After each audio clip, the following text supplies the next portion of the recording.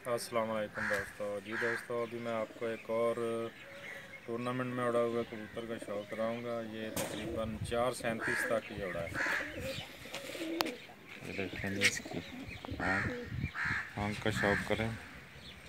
बड़ी आँख और चमकदार है, बाहर की तरफ नुमाया नज़र आती है, बल्ब की तरफ।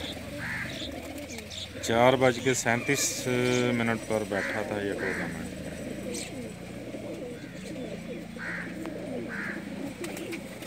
इसके अपना कुंदे का शौक़ कराता हूँ, लेकिन इसके भी पर झाड़ में अभी घिसे हुए हैं। इसका भी कुंदा माशाल्लाह बहुत अच्छा है, देखें।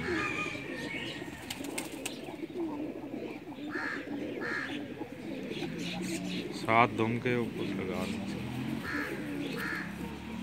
ये दुम है जिसकी, ये पंजे हैं इसके।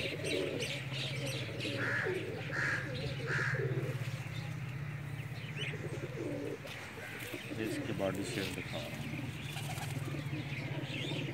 माशाल्लाह 437 तक उड़ा है टूर्नामेंट पे।